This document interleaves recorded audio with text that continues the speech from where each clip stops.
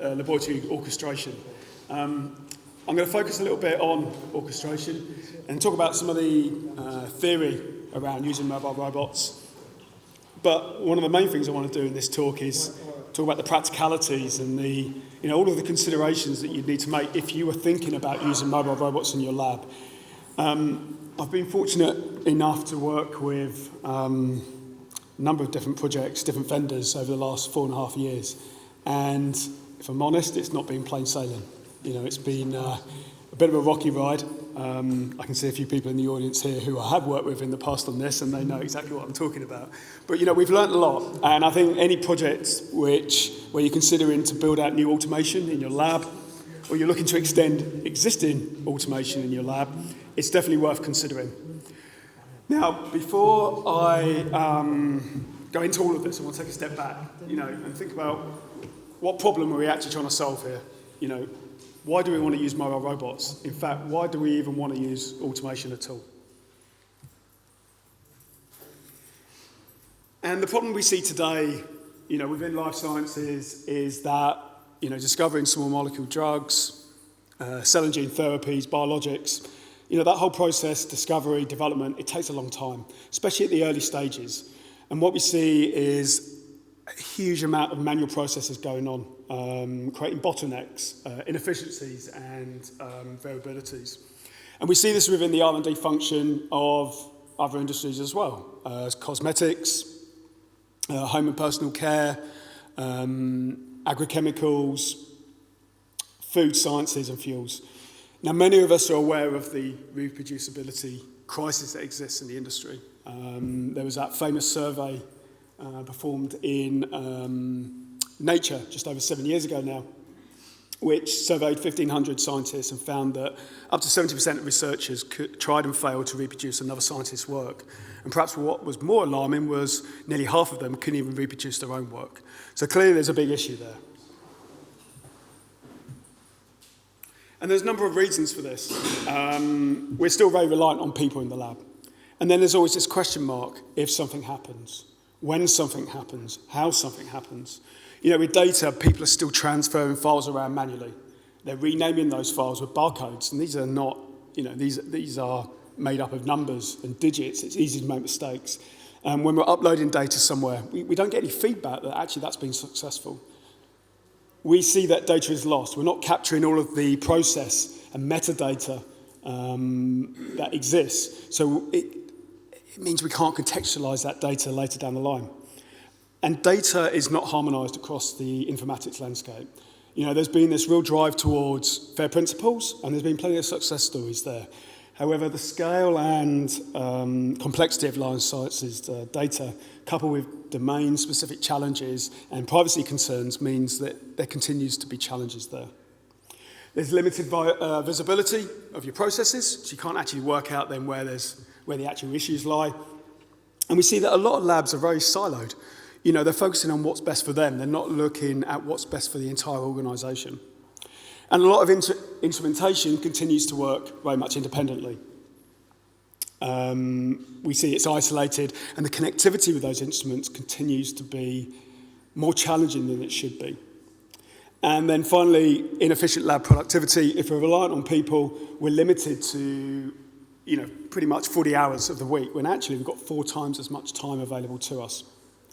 So by addressing these issues, we can seek to improve reproducibility, quality, productivity, efficiencies, and safety. And I think the consensus is that automation is a way to address many of these things.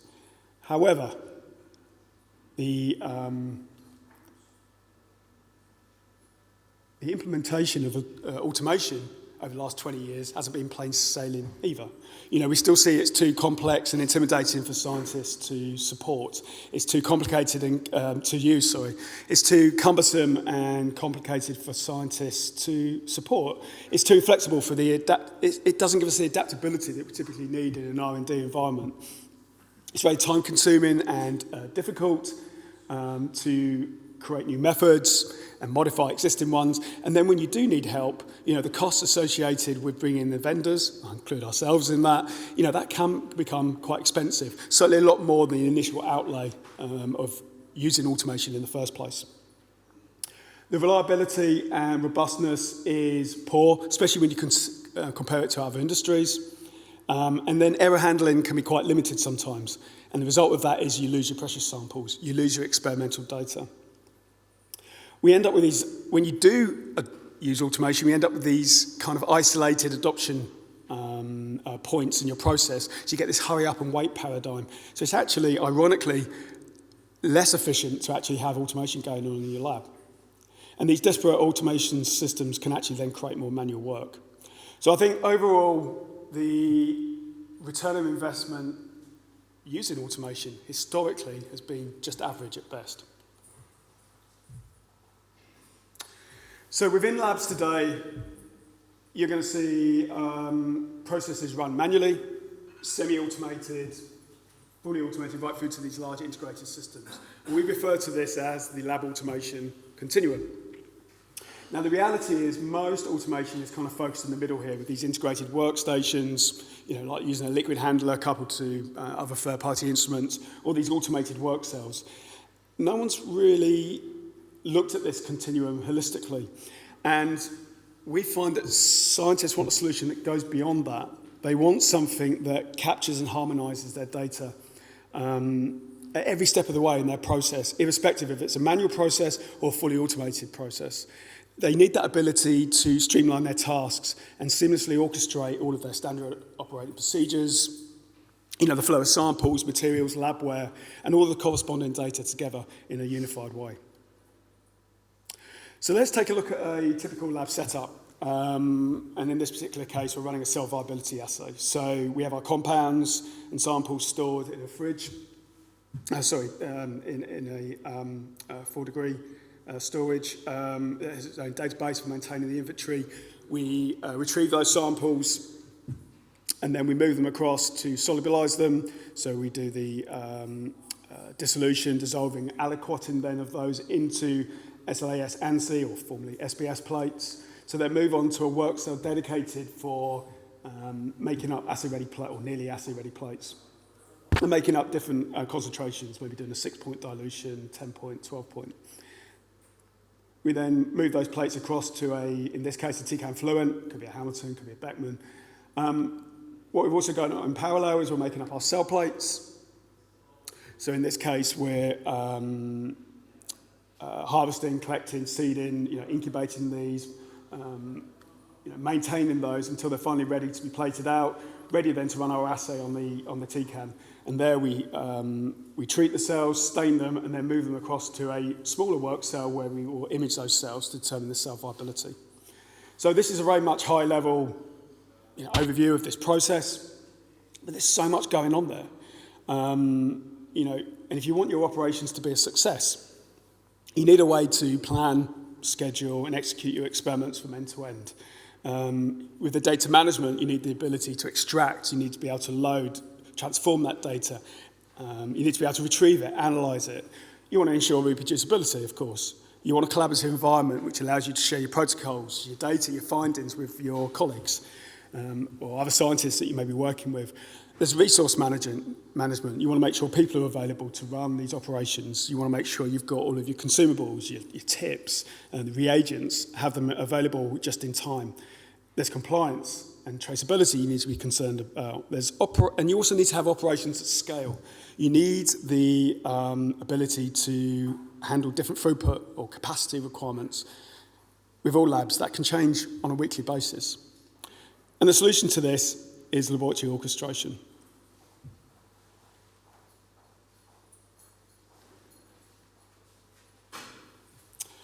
So lab orchestration can be defined as the ability to manage workflows, processes, data, people, business rules, and materials to achieve desired results.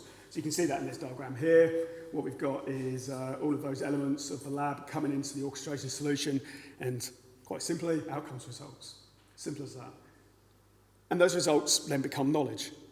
And that may be the knowledge to allow us to move a step closer to discovering the next blockbuster drug. It could be a better way, a better process, a more efficient way of running that process to get an improved yield. it may be a new diagnostic that provides a life-saving test. The point is that what we're trying to do is generate knowledge and then use that either downstream in the process or maybe bring it back into this experiment again to get this kind of closed-loop experimental cycle so we can improve the quality of the results that we're getting.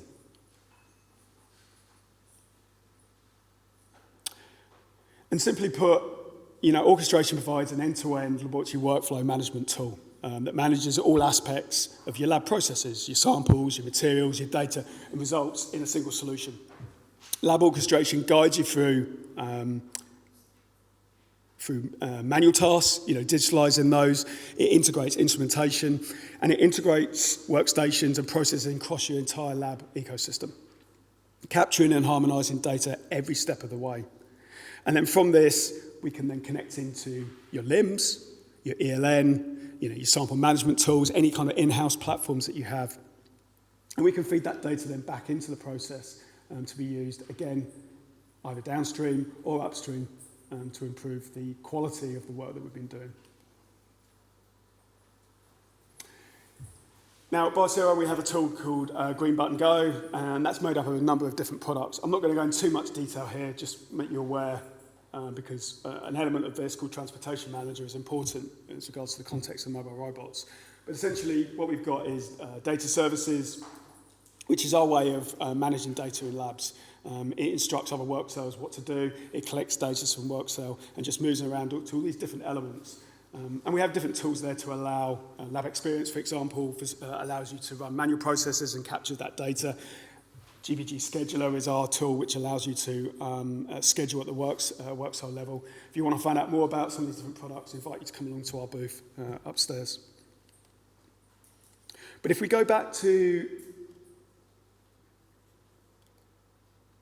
the example I was just showing earlier of the typical lab setup, we have the ability to connect all of these islands so they're harmonized using data services.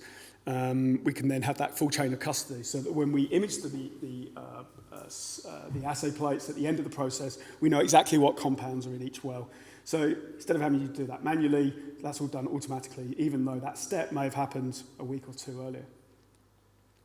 So we've got the digital connectivity, and we get advantages then straight away. We can harmonise the control of the different instruments and workstations. We have complete data capture.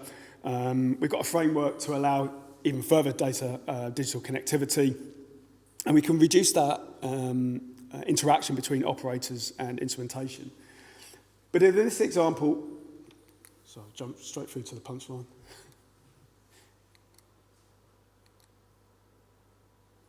Okay, I was going to talk. I don't know why the slides are not working here. No, it's gone straight to mobile robots. Okay, so the point I was going to make was you can link all of this physically moving samples around using people.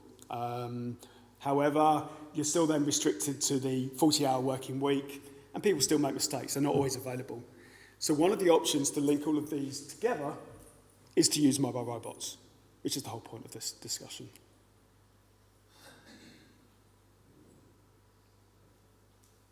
So conventional automation solutions have tended to always be based around a fixed robotic arm or maybe a robot arm on a rail, but then having all the instruments grouped around that.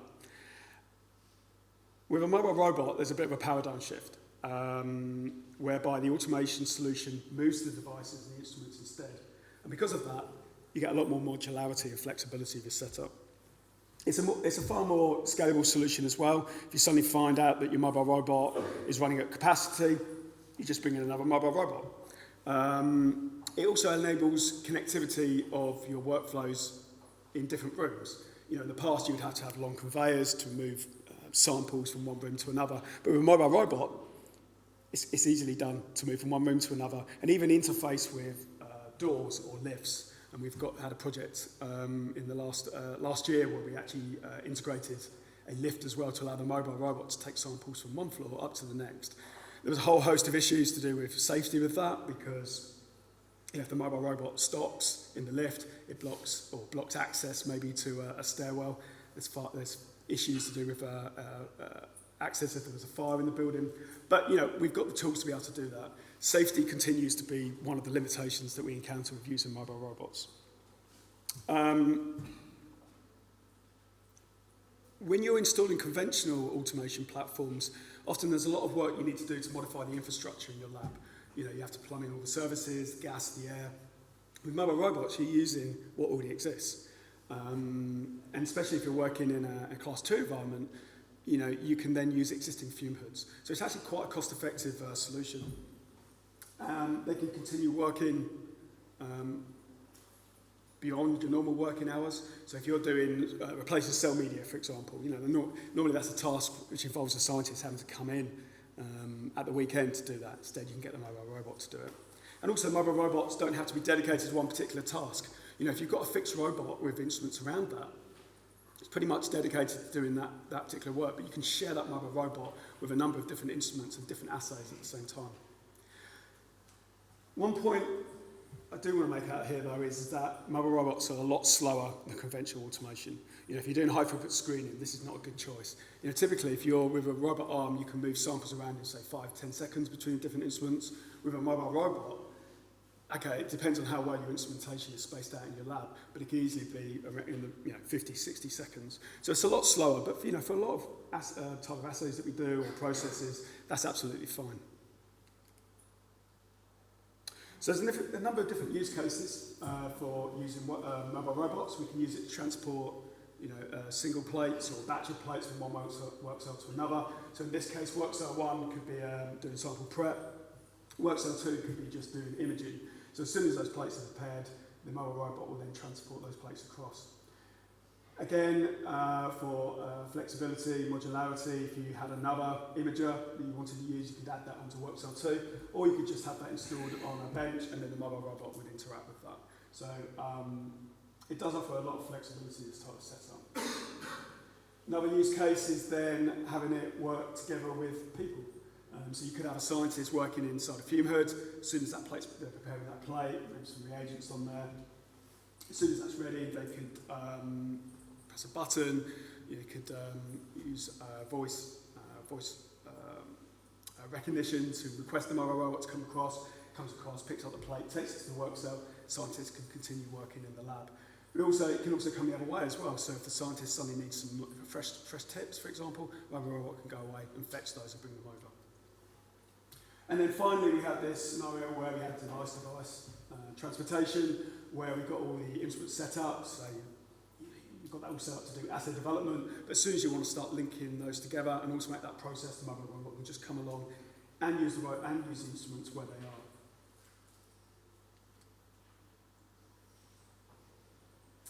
So what can we do today? So a few videos here. So in this case, this is our acceleration lab over at our facility in San Diego, where we've got multiple mobile robots set up. In this case, we've got two of them battling with each other. One's getting a plate from an incubator, the other is getting a plate from a biotech plate reader. You can just make out the small imaging tag there. That's crucial, and we'll come on to that in a moment about why that's necessary. But what you'll see now is that mobile robot that just picked the plate up from the incubator is going to want to go to the reader. So the other mobile robot gets out of the way and will move over to the work cell, place that plate there, whereas the other mobile robot waits for that to get out of the way, and then will be able to do its task, which is to move the plate onto the plate reader.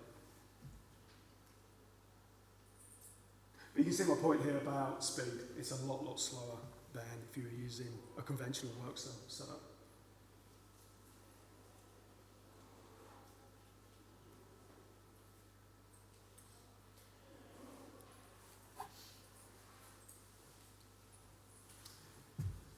The other thing we can do is, it's referred to this kind of dark lab scenario where during the day humans do the work, but then the mobile robot is utilised at night and at weekends. So if your lab has some concerns about safety, what you can do is just make sure the mobile robot only works when people are not around. And we have a number of companies that are adopting that strategy. And then the final one, which was already playing down the bottom there, just showed the mobile robot coming through the door. So through our software, we have the ability to know that when we move from one position to another, that we need the doors to open. There's a small mechanism there that we can open and close. Same kind of thing we can do with lifts, and then we move the plates onto the work cell.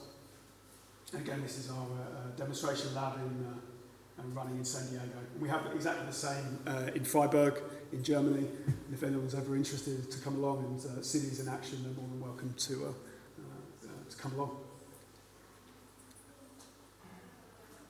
So moving on to some of the practical considerations. One of the first steps is to ensure that you have sufficient space for your mobile robot. Now, one of the first projects I worked on, we were using the MIR. And the mobile robot we use at Biosero right now is the On1. The MIR is a different manufacturer, slightly bigger. It's just under a metre long, just over half a metre wide. But what's really important is you've got enough space for that mobile robot to work. And the MIR has a turning circle of about 520 millimetres. So what that means is that you need probably about 1.2 metres between the two benches for it to operate. Mobile robots can back up, but they always move a lot faster when they're going forwards. So it's important that it has that ability to turn around. You can get omnidirectional robots. The robot from the Fraunhofer Institute uses an omnidirectional robot, but it's a little bit more expensive than using, say, an MIR or an On1. So there's pros and cons to both approaches. One thing that's also important when you're using mobile robots in labs is to make sure you've got space for it to actually get to where you want it to go, but also that there's a plan B. So if it can't go down a certain path because maybe there's someone standing there doing some work on another instrument, it's got another way of going there. So you can imagine here that we have just showed the robot moving down to the plate reader, but maybe there was someone standing there down the bottom working on another device in the corner. You'd be able to then go round the other way instead. So making sure you've got plenty of access routes is really, really key. And just the final point there, good Wi-Fi. It's absolutely essential that you have good Wi-Fi. I mean, this is something that caused me no end of problems, to be honest. And as it does in all forms of life, actually. So having a good network infrastructure is absolutely key, because that enables then reliable connectivity with the mobile robot. So, for the AMRs to operate, you need to be able to set up a map. And this is, so if you want to go into the theory of this, I'm not going to go into too much now, but if you go onto Google and look up how Google autonomous cars are working, look up the terms LiDAR and SLAM, you'll get the theory of how these mobile robots work. But basically there's cameras on them, there's lasers, and it's a way for it to know where it is within the room. The quality of that map, so that map you build up by driving the mobile robot around, figures of 8, and it allows it then to know where the walls are, and it uses those as references to locate itself within your lab. If that's not implemented properly, your mobile robot's still going to work, but it's going to take a lot longer to get from A to B, because it's doing it with less confidence. And it sometimes will time out, because it takes a long time to come up with a solution. So a good quality map is really, really important. If you look down the bottom left there, in that particular lab we were working with a TCAN Evo, we had a cytomate incubator, we also had a TCAN plate reader, a biotech washer. But in that particular case, you can see one of the challenges we had, which was the number of dynamic objects that we have in the labs. Now labs aren't always the most tidiest of places, and what we found was there was boxes of TCAN tips one day, and another day there was a stool, there was, it was a dynamic environment. And for mobile robots to work best, it's best for that to be static. So there was quite a few challenges there, and one way we got around it is to use different ways of doing localization. So with the MIR, we had the ability to use the encoders on the wheels instead, to then know where the mobile robot is, which worked quite well. One of the other things we did is where those stools are in that picture, we put in like a kind of dummy wall to give the mobile robot some more reference points. And that worked quite well, but it kind of goes against the underlying justification of having a mobile robot, where you can quickly take it from one place and deploy it somewhere else. I think in the future, labs, if they are built with mobile robots in mind, especially when mobile robots become a bit more ubiquitous, I can see that kind of happening. The other thing is that And I mentioned self-driving cars. That technology is advancing all the time. If you look at any of the videos of Tesla's working, it's a dynamic environment. Anything can happen. A dog run out in the front of the road, or a ball, or it's very dynamic. And that same technology is being used by these mobile robots. So it's only going to get better.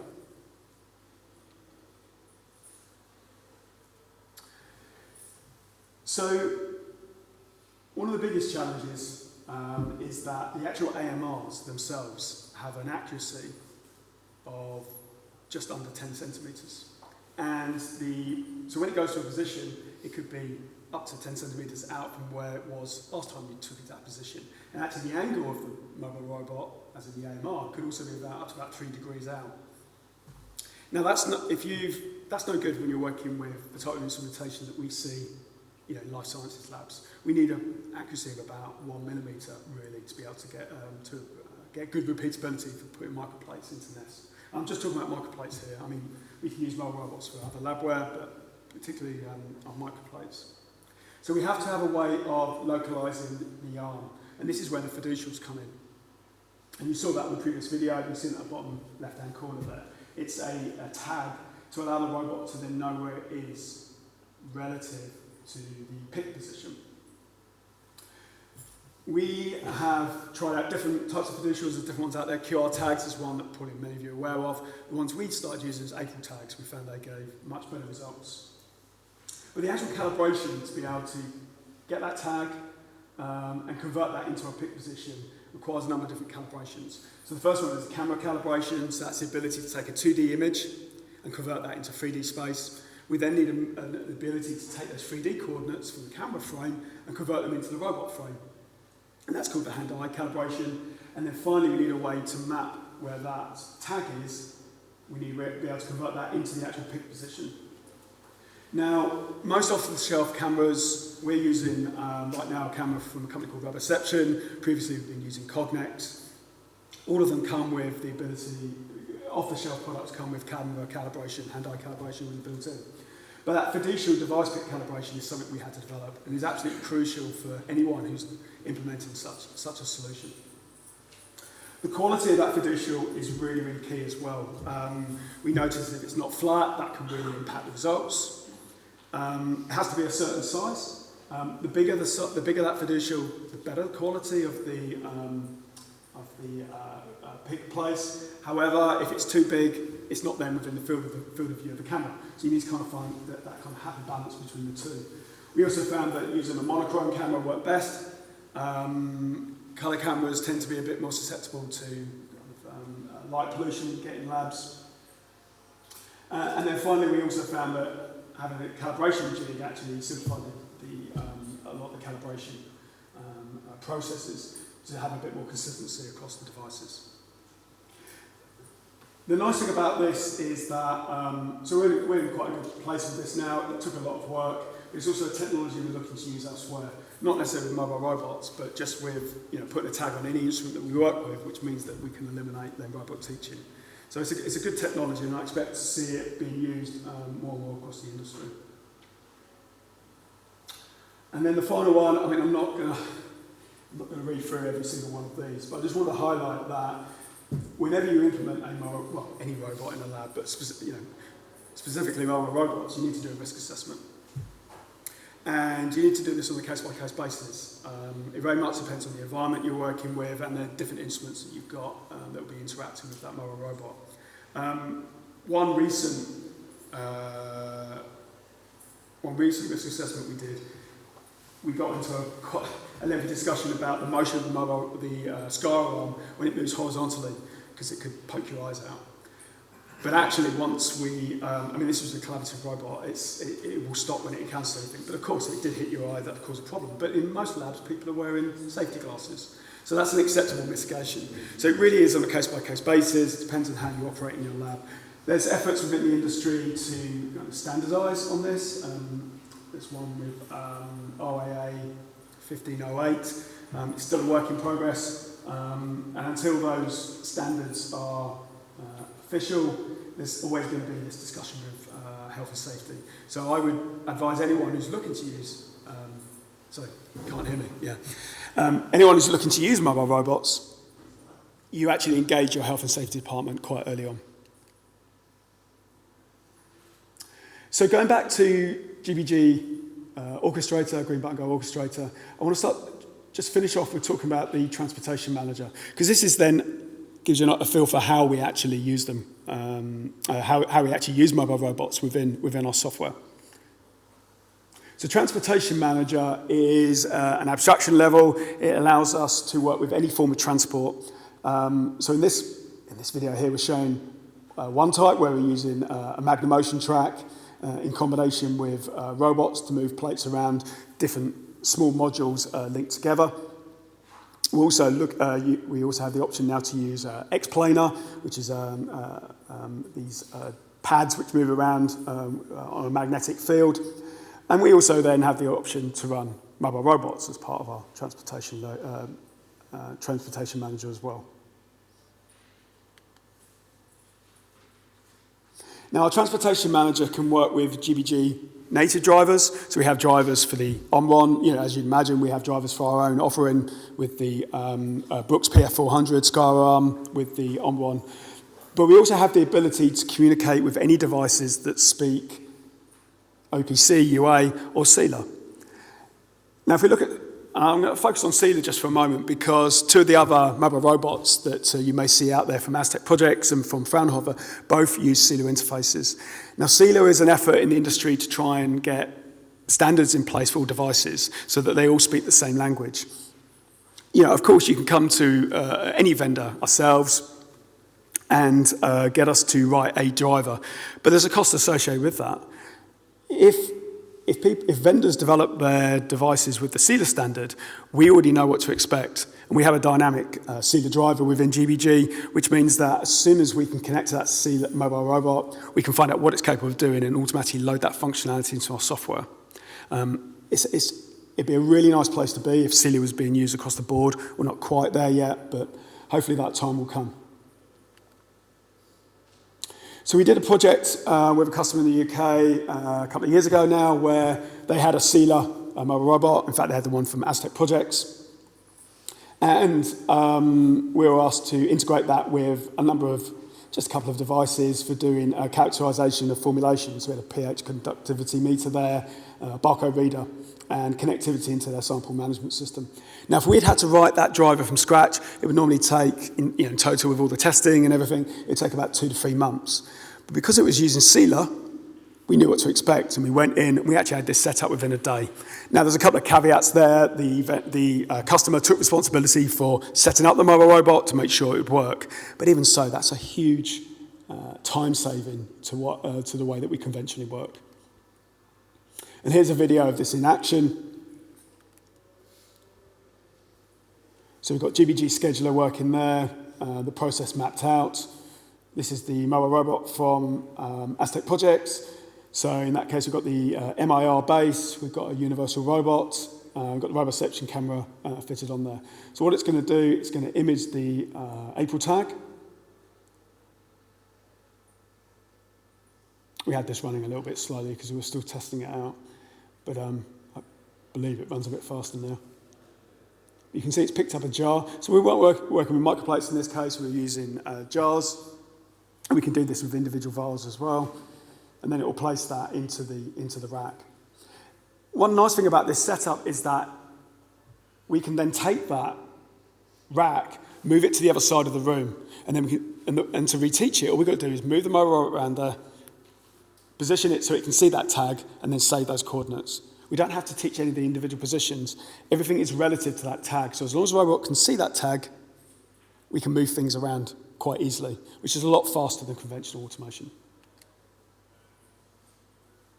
So to finish off, I just want to focus on where we can go beyond mobile robots. We very much focus on having an arm attached to the mobile robot and working at that level. But the other way of doing this is actually put the instruments on the mobile robots instead. So one scenario would be to imagine that it comes along and docks onto your workstation or onto your liquid handler and provides plates, consumables when they're required. We can see that in this example here. So it'd move across, dock in, and then that arm that's already on that system could then interface with that. So it could be an incubator, it could be a carousel, it could be a fridge. You know, to be honest, there's no limit to what we can put onto those. So that's one thing we're exploring right now. Another way of doing this is to bring in not just the consumables or labware, but we can also actually build out a small work cell to fit on the side. So we can have another arm come along, we can have an incubator, but we could also have then an instrument cart. So in that case, we've got a X-peel and we've got a plate sealer. So we're building out those capabilities. But then those individual stations could actually assemble themselves into their own work cell as well. And they could be shared with, maybe you've got a Hamilton Fluent working in your lab next door. They could then the next day drive across there and then dock into that to be used.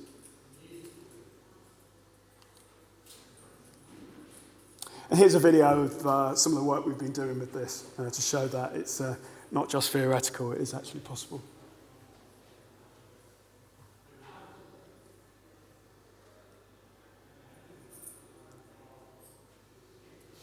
So in this case, we've got a, I think it was a Cytomat incubator. It's either a Cytomat or a Lyconic.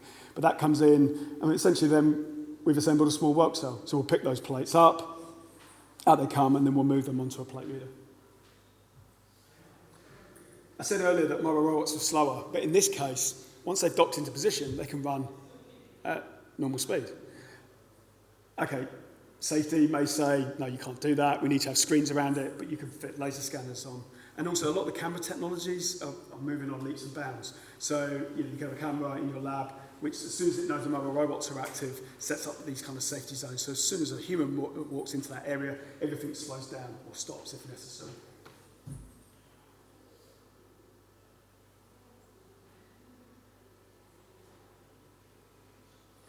And then just to finish off, just to show that we can also get our mobile robots to interface with bins,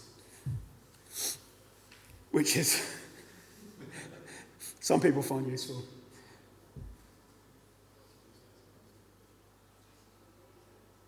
I mean, if you can fit an actuator to anything, so there's no limit.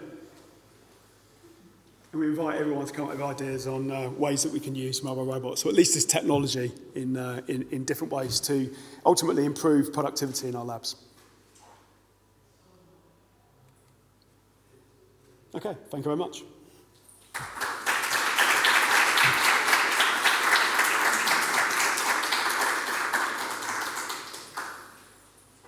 Any questions?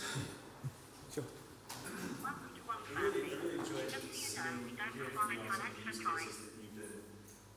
Exploring.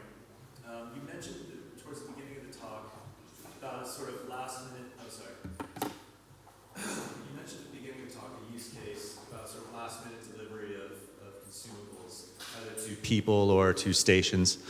I was wondering if you've seen the industry evolve in any way such that the actual such that the mobile robots start to integrate more with the logistics of consumables on a lab level, almost like you see in warehousing, for example. Yeah, I mean, I think those two things go hand in hand, right? The ability to know that, the inventory, the stores are at a low level. You can automatically then place orders to make sure that then, you never run out of consumables in that lab. I see orchestration being responsible for all of that. So you've got the physical transportation, but sure, there's that management side. We've had a few, we haven't actually implemented it yet, but it's come up a number of times. And I think that's how orchestration is going to evolve, right? You're going to bring more and more in. And I think it's important for all of us vendors, to have that connectivity. We can't solve everything, but allowing them to integrate with SAP or whatever tools are being used. But yeah, for sure, I think it's only a matter of time before that happens. Yeah. Thank you.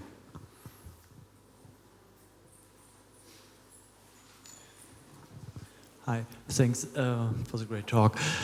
My question is, do you have already implemented some kind of battery management so that, especially if you are transporting an incubator, so it's the battery not running out of, and it don't have to load right when you need the plate, or the robot has to be there Is this already implemented? So maintaining the environment, basically. So if you've got CO2, for example, is that what you mean? No, the battery, so it's loaded when you need it. So you load the battery in advance when the robot is not needed. Sorry, I was struggling to hear a little bit. So. The charge of the robot and the battery of the whole equipment moving. Yeah, so all of the time when we're telling the mobile robot to do something, we're monitoring the battery. Sorry, let me go back to the microphone. We're monitoring the battery level. So as soon as it gets down to a threshold, typically around 20%, that's then a signal for it to go and charge. So we'll automatically build that into the workflow. Obviously, with certain type of assays, you want the robot to continue to be available. In that case, you would probably look at having two, or if it's critical that mobile robot's always available, maybe mobile robots is not the best choice at that point. But certainly, a charging strategy can be built into that workflow. So whenever there's idle time, I mean, what we typically do is when the mobile robot's idle time, say you've got all of your plates in an incubator for 8 hours or so, that's obviously the opportune time for the mobile robot to go and charge up. But that comes back to that point I was mentioning earlier about orchestration. When you're building your business rules, that's one of those kind of business rules that you have in place. Second question is, do you recommend a 6-arm robot, or is it precise enough to access all devices, and also considering the floor, if it's some kind of unbalanced level? Yeah, and that's why, I mean, most of the time in microplates and when you've got a decent floor, modern labs tends to work quite well. As soon as you're working with any other type of labware, I mean, that application for formulation chemistry would not have worked with a SCARA. The UR arm, 6-axis or 7-axis even, is a much better choice. And like you say, if you end up with a floor that's unlevel, it allows you to handle that. So.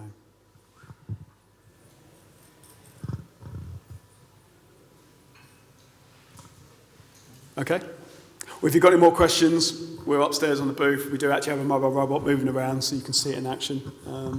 But thanks again for coming along.